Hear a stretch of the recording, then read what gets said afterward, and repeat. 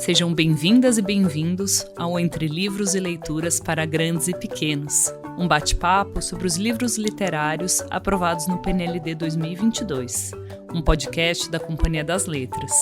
Eu sou Rafaela Deiab. Nesse episódio de hoje, conversamos sobre os livros 10 Patinhos, da autora carioca Graça Lima, e a obra Baleia na Banheira, da autora alemã Susanne Strasser. Bom, para a gente conversar sobre essas obras, temos uma convidada mais que especial. Não é segredo para ninguém minha admiração por ela. Estou aqui com a Ana Carolina Carvalho. A Ana é formada em Psicologia pela USP e mestre em Educação pela Unicamp. É formadora de educadores no Instituto Avisa Lá. É membro de equipe e de coordenação do Instituto Emília. É colaboradora e editora assistente na editora Peirópolis e assessora na área de leitura para escolas particulares e editoras. É coautora do livro Ler Antes de Saber Ler, 8 mitos escolares sobre a leitura literária, publicado pela editora Panda Books, e autora de materiais didáticos e artigos na área de leitura, formação de leitores e crítica literária. Como autora de literatura infantil e juvenil, ela escreveu a novela A Conta-Gotas, que saiu pelas edições SM e foi vencedora do prêmio Barco a Vapor, no ano de 2014. Autora também de Histórias do Tempo em que os Animais Falavam, também pela Panda Books, e da obra 10 Contos de Além-Mar, pela editora Peirópolis. Isso, entre outras publicações. Mas, como vocês sabem, esse podcast começa sempre com um aperitivo. Então, que tal escutarmos 10 Patinhos na voz da atriz e contadora de histórias Suelen Ribeiro? Nove patinhos nadavam. Um resolveu se secar ao sol. Sobraram 8. 8 patinhos descobriram um novo caminho. Um pisou num chiclete, então sobraram 7. 7 patinhos balançavam como reis. Um escorregou e caiu. Ficaram 6. 6 patinhos viram um porco de brinco. Um quis imitar, então ficaram 5.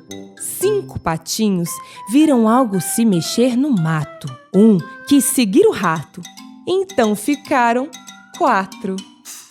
4 patinhos encontraram o gato. Um se escondeu num buraco e desta vez ficaram 3. 3 patinhos ouviram ao longe o mugido dos bois. Um quis ver de perto. Sobraram 2. 2 patinhos tentavam voar. As asas fizeram zum, zum. O primeiro conseguiu, deixando só um. Um novo vizinho correu para o ninho. E agora são 10 amiguinhos.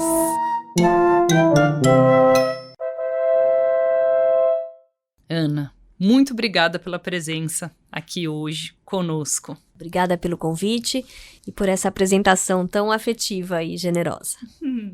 Vou falar um pouquinho dos nossos livros do episódio de hoje. Primeiro, 10 Patinhos, ele tem texto e ilustração da mesma pessoa, a queridíssima Graça Lima, que é autora e ilustradora nascida no Rio de Janeiro e que já recebeu vários prêmios no Brasil e no exterior, entre eles o Prêmio Jabuti. A Graça é formada em comunicação visual e tem mestrado em design, além de doutorado em artes visuais. Ela já trabalhou como educadora de crianças pequenas. Em 10 Patinhos, ela traz uma narrativa simples, mas potente e que possibilita um trabalho valioso com as crianças em sala de aula. Já o Baleia na Banheira é um livro ilustrado com uma narrativa acumulativa, recheada de onomatopeias e ilustrações muito divertidas. A autora do livro é Susanne Strasser. Ela nasceu na Alemanha, estudou design de comunicação em Munique e fez um mestrado em arte e design em Londres. Susanne recebeu alguns prêmios importantes e em 2013, um de seus livros foi adaptado para o cinema. A edição brasileira do Baleia na Banheira foi traduzida do alemão pela Júlia Búcios, que fez jornalismo e história, e é mestre em História Social pela USP. Bom, então vamos lá. Ana, os livros são considerados, esses dois, narrativas acumulativas. Você pode falar um pouquinho pra gente o que são essas narrativas acumulativas e que fazem tanto sucesso com as crianças? Claro. Bom, as narrativas acumulativas ou os contos acumulativos, eles são textos originados na tradição oral. E nada mais são do que uma narrativa de estrutura que vai brincando com a repetição e acumulação por meio das palavras e, em geral, de uma forma simples e muito divertida. Mas nesses 2 livros a acumulação aparece de um jeito um pouco diferente nas obras, né? Você consegue falar um pouquinho sobre isso? Vou falar um pouco sobre os enredos, né? Em Baleia na Banheira, uma baleia está tomando banho tranquilamente dentro de uma banheira com seu patinho de plástico, quando uma tartaruga que está com as costas doendo pede para entrar. Depois vem um castor, que tá com muito frio, vem um flamingo, que tá com as pernas sujas, e mais um urso polar, que está com o pelo cheirando a peixe, e, finalmente, ufa, né, aquela banheira que já tá ficando muito cheia, vem uma criança que quer brincar com seu navio. A banheira acaba ficando realmente muito cheia, e a baleia resolve dar um mergulho, colocando assim todos pra fora. Alerta de spoiler. Não tem como, né? E depois disso ela volta a tomar seu banho sossegada, ou seja, a acumulação se dá porque cada vez mais bichos vão entrando na banheira ao longo da história, incomodando a nossa personagem principal. Tem esse aspecto da narrativa de acumulação, né, que é essa tensão que vai se construindo, né, até que se resolva aquela tensão de alguma forma. Em 10 Patinhos, a narrativa gira em torno da contagem dos patinhos. Mas a estrutura dessa narrativa em Lenga-Lenga, ela vai propondo uma brincadeira oposta do conto acumulativo. Que as crianças costumam reconhecer. Em vez de acumular, há um esvaziamento a cada trecho da história. Vai perdendo um patinho a cada página, né? É um desacúmulo. Um desacúmulo. Também tem muitas narrativas que seguem essa estrutura que é divertidíssima, né? A cada página acontece alguma coisa bastante inusitada e um patinho se vai, né? Mas no final há um recolhimento de todos os elementos perdidos. Então também tem aí algo que se resolve ali naquela narrativa, e isso também é muito bom para criança. Você falou de Lenga-Lenga. Você consegue contar um pouquinho mais o que é isso pra gente? Sim, Lenga-Lenga são as narrativas construídas com repetições, com frases curtas, com rimas e com enumerações crescentes e decrescentes. E o que essa característica comum aos 2 livros tem, né, que faz com que eles sejam tão potentes e tão queridos e amados pelas crianças? Bom, no caso de Baleia na Banheira, por ser uma narrativa acumulativa e ter um texto curto, né, cheio de onomatopeias, que é aquela figura de linguagem que representa diferentes tipos de sons, as crianças conseguem muito facilmente gravá-lo na memória, né? E aí isso é muito legal porque a criança vai ficando nesse lugar muito ativo de antecipar o que vem, né? Quase como se ela estivesse lendo antes mesmo de saber ler por conta própria. Então isso é muito, muito interessante, né? Porque a criança assume esse lugar de protagonismo na leitura. A gente tanto fala, né, que é importante a criança assumir o lugar de protagonista. Então, esse é um livro que possibilita esse lugar para a criança. É quase como se fosse o De Novo e o De Novo, né, do filme conhecido, ou da música conhecida, né?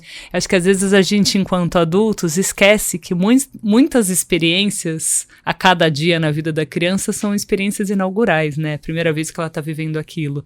E que deve dar uma segurança tremenda, né? Ler um livro que ela já conhece, ou ver o filme que ela já viu, né?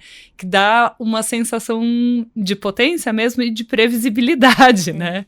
Exato, e de segurança, né? Já pensou o que é viver num mundo que todo dia é novo? Todo dia tem alguma coisa nova? Outro dia eu ouvi um autor, eu não vou me lembrar quem foi, mas dizendo isso, né? Dizendo que, exatamente, que as crianças, elas pedem muito as narrativas conhecidas, porque isso dá uma sensação de segurança, né? E os adultos não. Os adultos, a nossa vida é mais ou menos a mesma, né? Há muitos anos. Então, quando a gente vai escolher o que ler, raramente a gente volta para os livros já conhecidos. A gente quer sempre novidade, né? É verdade. Bom, a gente falou dessa potência do texto acumulativo no Baleia na Banheira. Vamos falar agora em relação ao 10 Patinhos? Sim. Dez Patinhos é uma narrativa que possibilita, né, as aprendizagens relacionadas à contagem, né, que é essa capacidade de perceber as quantidades e de usar os números, né. Então, ao fim do livro, também tem uma representação gráfica dessa quantidade de patinhos, nessa recolha, né, ao lado do número correspondente, o que possibilita também a criança fazer essa relação. Uma leitura em voz alta de 10 patinhos pode também possibilitar que as crianças acompanhem o texto verbal com toda a sua sonoridade, que vai sendo valorizada pelas rimas, né? Enquanto elas observam as ilustrações e também vão percebendo essa relação entre a linguagem verbal e visual, que é muito interessante. E fazendo associações, né? E fazendo associações, exatamente. Por ser curto também, por ser rimado e por ter uma estrutura fixa, né, que as crianças podem antecipar, o texto também possibilita que elas o gravem na memória, né? E assim, elas também podem recontar, como eu falei, podem antecipar a história e até mesmo podem brincar com a linguagem, com as palavras, criando novas rimas, novos rumos para ela. Então, essas são ações que estimulam muito a imaginação das crianças e que contribuem para a formação leitora também. O que eu acho muito divertido desse livro, né, é esse aspecto do quanto a linguagem se aproxima desse universo dos números, né, e daí a gente, às vezes, escuta os termos de alfabetização matemática ou linguagem matemática e se esquece, né, que os números são abstrações dessas quantidades efetivamente ilustradas e figuradas ali, né. Então, eu acho que esse livro, quase como se passasse uma grifa-texto, né, nessa associação que pra gente virou automatizada, mas que não é, né, e as crianças se dão conta disso. Exato. Né? E um outro aspecto também que é interessante, né, é que os números estão na vida. E essa narrativa também mostra isso para a criança, né? Então, os números, eles aparecem sempre dentro de contextos. A gente não aprende os números por aprender os números, a gente aprende porque eles fazem parte de contextos da vida. E isso está muito claro nessa narrativa. A gente estava falando aqui um pouco sobre as ilustrações e chegar nos números, né? Que não deixa de ser uma dimensão da relação entre a imagem e o texto, que é uma tônica de muitos dos livros aprovados nesse PNLD 2022. Vamos falar um pouquinho sobre isso? Eu acho que esse é um aspecto, né, muito, muito importante mesmo.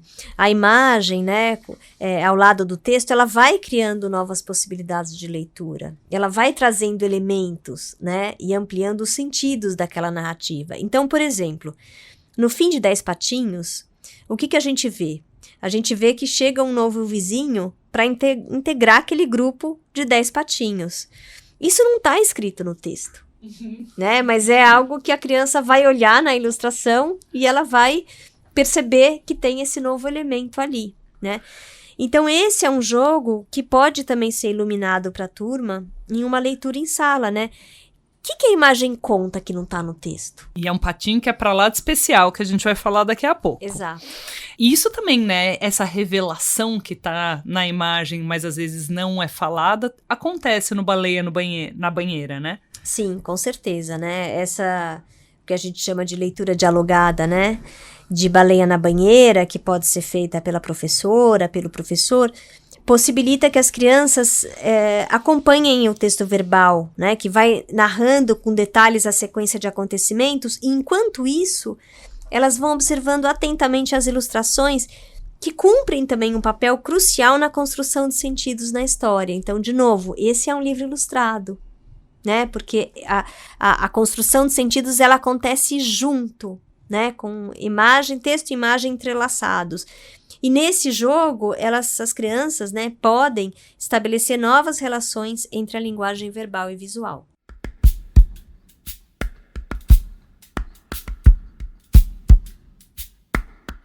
Nessa segunda parte do nosso podcast, a gente fala das práticas de leitura propostas pelos livros, em casa e na sala de aula. A gente terminou o primeiro bloco falando das relações entre texto e palavra, em como elas são importantes numa formação leitora, já que ampliam os sentidos e convocam, né, a presença da criança na história.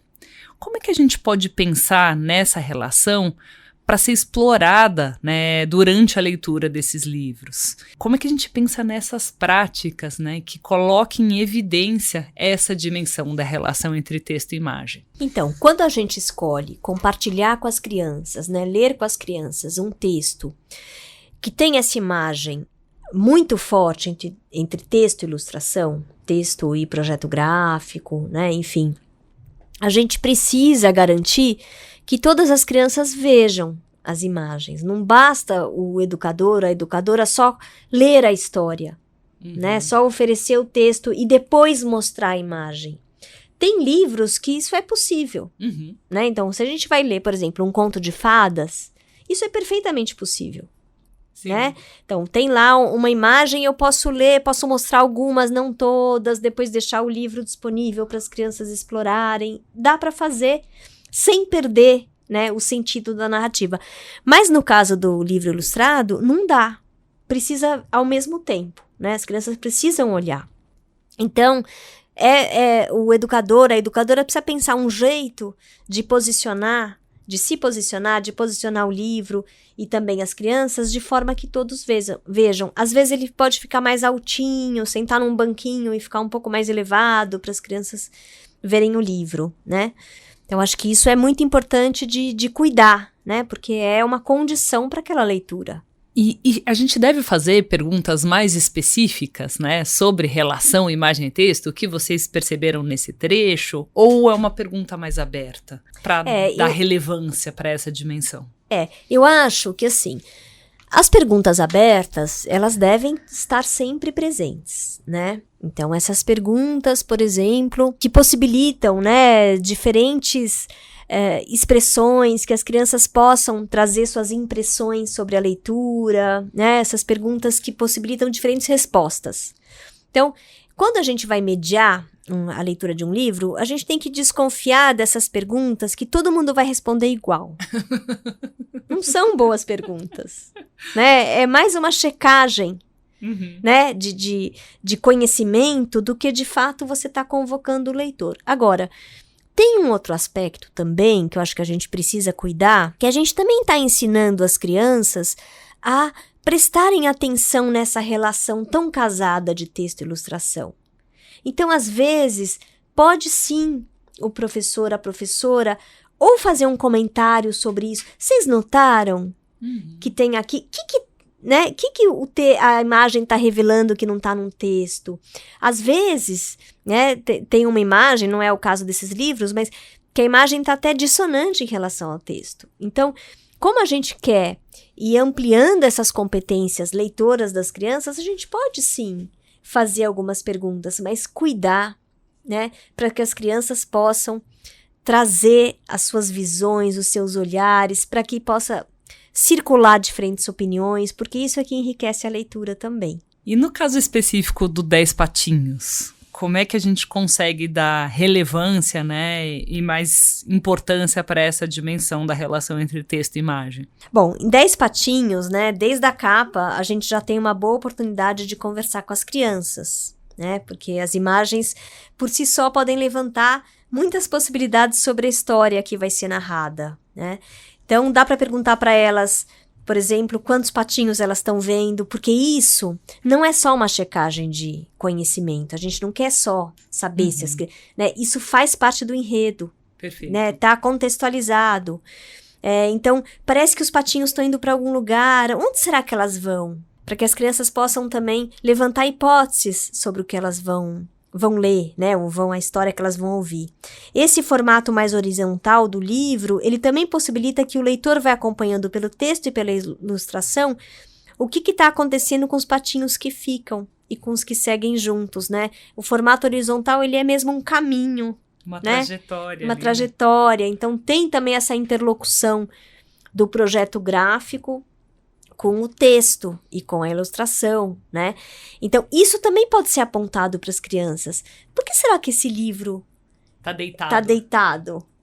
Né? Ele é diferente, ele não foi feito assim à toa, né? E é algo também para se observar com as crianças, né? Algo que eu adoro nesse livro é que tem uma coisa meio de nonsense, de umas situações inusitadas, né?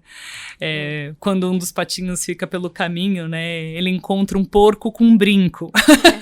Ou tem outros acontecimentos, né? Que entram nas justificativas do sumiço dos patinhos, que são muito próximas dessa experiência infantil, né? Cair do balanço, pisar no chiclete, né? Pisar no chiclete num cenário completamente bucólico, né? Ou seja, super improvável. Mas muito divertido. É muito divertido. E o Baleia na Banheira também, né, tem essa dimensão do humor, né?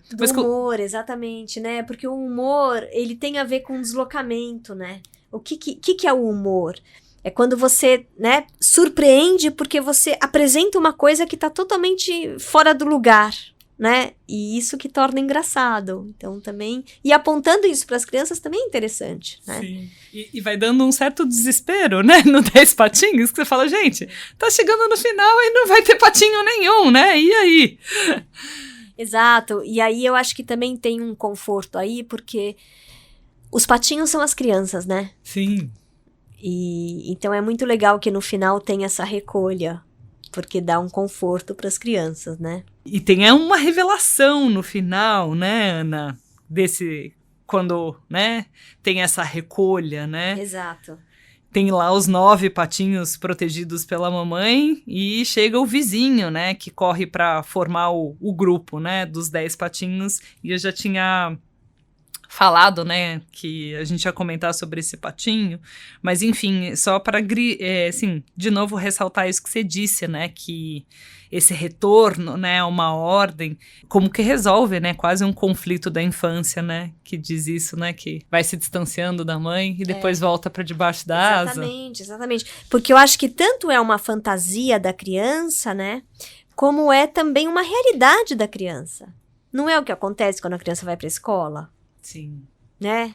Ou quando a mãe vai trabalhar e a criança fica em casa, né? Então, é um livro também que dialoga, uma narrativa que dialoga com a realidade, com a experiência da criança. Isso é muito legal também, né? E um outro aspecto que eu acho interessante é esse final. Ele é um final aberto também. Isso Sim. é muito legal para as crianças pequenas, porque chega ali um intruso, entre aspas, né? Um patinho diferente E fica por conta das crianças imaginar o que vai acontecer com aquele patinho. Mas também a presença desse patinho, ela remete a uma história muito conhecida das crianças e da infância e que tá num certo imaginário coletivo, né? Sim. É legal isso também, porque que é o Patinho Feio. Sim. Né? E a gente trabalhando intertextualidade na educação infantil com um livro que, assim, numa primeira olhada rápida, você fala, gente, é um livro simples, né, de aprender a contar. Exato. Quanta coisa, né? Quando tem muita camada de significação quando o livro é bom, né? Exatamente, né? Ele é um livro que tem um texto inteligente, ele traz humor, né? E ele também traz esse aspecto que remete à intertextualidade, a outra história, né? E aí eu acho que pode ser um gancho também, né? Para o professor perguntar, para a professora ou professor, e esse patinho no final? Vocês lembraram? Vocês conhecem alguma outra história que tem um patinho diferente no final, né? Ou não? E aí, se as crianças falarem um patinho feio, né? Poder também falar, né? Que as histórias conversam entre si. É bonito isso, né? Sim. As histórias se alimentam de outras histórias. Então, quando a gente vai ler, né? A gente também traz para aquela leitura a nossa bagagem, né? Histórias que a gente já leu, livros que a gente já leu. Isso está sempre presente. Quer a gente tenha consciência ou não, né? Mas também é ensinar a ser leitor, observar essa intertextualidade, essa conversa que as histórias fazem. Em crianças tão pequenas, eu acho isso maravilhoso. Exato. E outra coisa que a gente nem comentou, assim, nesse livro, aparentemente simples, que não é nem um pouco simples, que é o 10 patinhos, a questão das rimas, né? O quanto elas ajudam, né, as crianças memorizarem os textos, né? A gente já tinha mencionado que elas são uma lenga-lenga. No Baleia da Banheira, também tem essa dimensão dessa antecipação das crianças conhecerem, mas daí não acontece pela rima, né? A Baleia na Banheira, ela traz uma narrativa que vai se repetindo, né, nessa sequência acumulativa, como a gente já falou, que vai favorecendo a memorização e a antecipação dos fatos, né? Então, isso possibilita que as crianças também participem ativamente da leitura compartilhada, porque elas vão antecipando o que vai acontecer na história. Perfeito. E como que a gente dá, de novo, qual é a pergunta que a gente faz nessa mediação com as crianças para explorar, né, esse efeito de sentido, mas que também é um recurso, né, expressivo, que é a acumulação? Então, esse, né, como a gente está falando, ele é um livro em que tem elementos que se acumulam, né? Então, quando as crianças chegarem às páginas que aparece o castor, por exemplo, né, a educadora, o educador na sala de aula, quando estiver lendo, pode chamar a atenção das crianças para o fato de que a baleia não está mais sozinha. Então, é possível fazer perguntas sobre o que pode acontecer em seguida. O que será que vai acontecer agora? Né? Quem será que pode também querer entrar na banheira? A parada da antecipação, Exato. né, e das hipóteses da turma. Exato. E essa convocação para o leitor participar da história, né, para as crianças, que são leitoras ouvintes, né, para elas também participarem da história. É uma loucura, né? Porque a gente estava falando aqui quase de termos de teoria literária, né? E planejando uma atividade de leitura para crianças muito pequenas, né? Mas o quanto literatura é literatura e expressividade e linguagem, não importa qual a idade do público leitor, né? Exato. Que é isso que tem em jogo, né? São bons textos com boa expressividade. Isso aí. Eu até, não gosto muito desse apêndice da literatura infantil, né? Porque fica parecendo que é uma literatura que tem características muito diferentes da literatura em si, né? E ela tem especificidades, né? Mas o que a gente está colocando aqui é que a boa literatura infantil, ela traz os elementos da literatura mesmo, que encantam, né? Ela traz esse jogo com as palavras, esse trabalho com a forma do texto, né? Esse deslocamento, essa novidade. Porque a literatura, ela faz alguma coisa com as palavras que não tinha sido feita antes. E aqui a gente está falando da estrutura de um conto acumulativo, estávamos falando da participação do leitor enquanto antecipação, né? E agora a gente está falando de inflexão desse texto, Exato. né? Então você faz essa parada na leitura para o leitor antecipar, porque está chegando numa tensão, né? Exato. E aí você pontua isso, né? Sem precisar falar sobre. Sem dar teoria, né? Sem então, dar teoria, porque seria absurdo isso, né? Mas você está possibilitando que as crianças vivam essa experiência que o texto propicia, né? E como se dá essa inflexão nesse livro aqui, na Baleia na Banheira? Nesse livro, a gente percebe uma inflexão da história, né, que é uma estratégia comum nos contos acumulativos. Então, depois de uma sequência de acúmulos e de uma tensão que vai crescendo, Já né? é o mergulho da baleia? Exato. Tem uma mudança repentina na estrutura que muda completamente, né, que desorganiza aquilo que está se prevendo, né, que a criança também vai antecipando e vai se prevendo, num desfecho bem-humorado, num desfecho inesperado, né? Então, é por isso também que durante essa leitura, né, essa leitura dialogada, feita em conjunto com as crianças, é fundamental ouvir as suas hipóteses, né? Então, essas são ações muito importantes para a formação leitura das crianças, porque elas vão acionando uma estratégia que todo leitor faz. A gente pode até não ter consciência, mas a gente faz, que é a estratégia de antecipação, de inferência e de verificação. E que são habilidades de leitura muito sofisticadas e que a gente leva anos, né, dentro da escola para conseguir desenvolver, né? E que são verdadeiramente o pulo do gato, né, entre quem decifra textos e quem lê, né? É isso aí, né? Porque ela demanda também um leitor muito ativo, né? E ela demanda uma compreensão muito fina também do texto. Perfeito. A gente falou um pouquinho da sonoridade desses textos quando falou das rimas na Lenga-Lenga do 10 Patinhos. Mas tem uma dimensão sonora no Baleia na Banheira, né? Sim, o Baleia na Banheira, ele oferece um texto com muitas onomatopeias, que aliás as crianças adoram, né? Então um caminho interessante de leitura em sala pode se dar por essa leitura, por meio dessas leituras das onomatopeias, né? E sugerir que as crianças também criem outros sons a partir daqueles que estão no livro. Então, perguntar, por exemplo, a partir do livro, quando a tartaruga entrou na banheira, o som foi splish, splash. Como é o banho de vocês? Qual é o som que faz quando vocês entram no banho? Né? Essa é uma proposta de brincadeira mesmo, de fruição da língua, da linguagem, né? Eu gosto muito de uma expressão do Roland Barthes, que ele fala que o poeta, ele é aquele que brinca com o corpo da mãe. A mãe é a linguagem, né? Então, a poesia e o texto literário é essa brincadeira com a linguagem. Então, também convidar as crianças para fazer essa brincadeira com a linguagem. E é uma lindeza, né? Porque as crianças... Eu não sei se isso tem nome de figura de linguagem ou não. Se não tem, a gente podia criar um. Mas é do como as crianças se apropriam do som das coisas para nomear as coisas, né? O uau-uau, o piu-piu, né? E do quanto isso é bonito, né? Tem todo aí um entendimento do mundo também, né? Sim. E de como a linguagem é construída.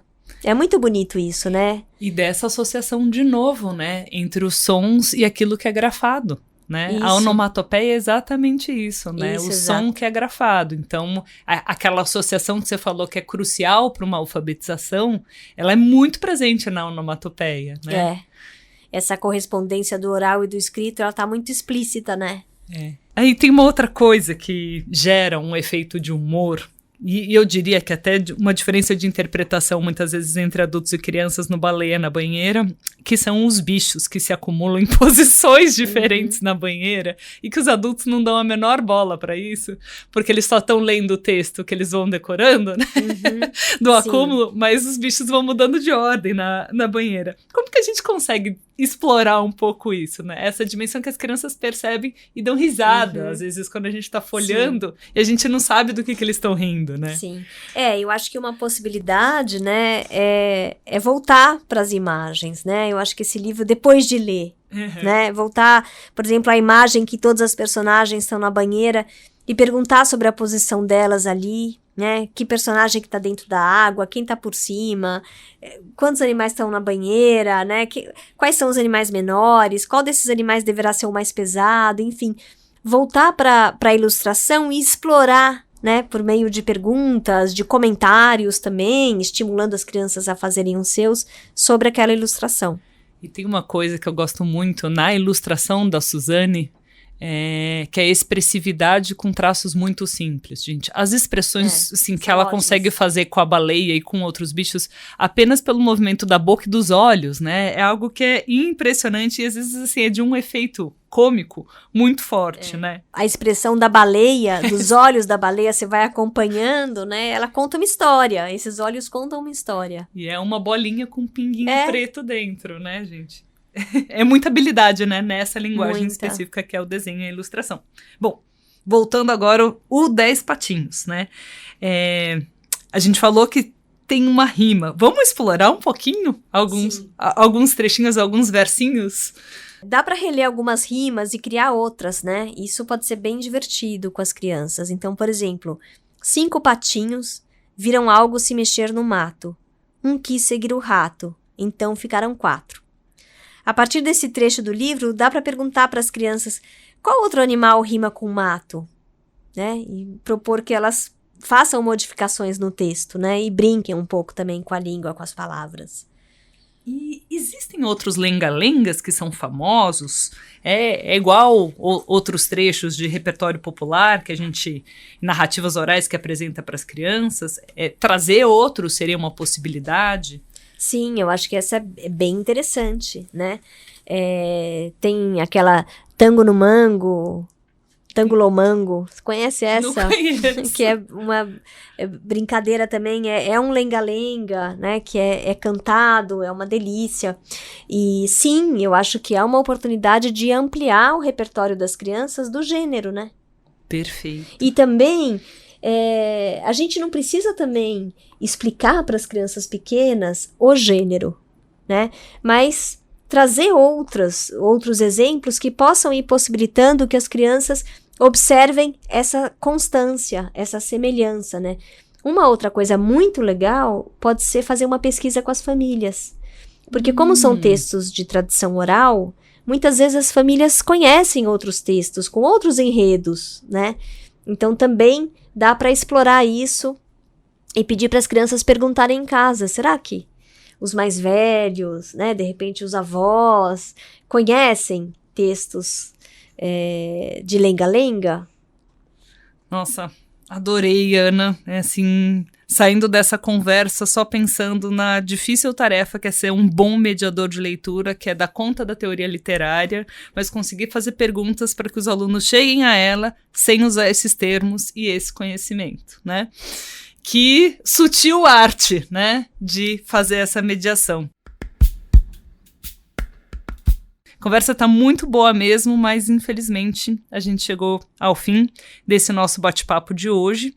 E antes de terminar, queria te agradecer pela conversa e por essas contribuições maravilhosas de hoje. Muito obrigada. Obrigada também, Rafa. Até a próxima.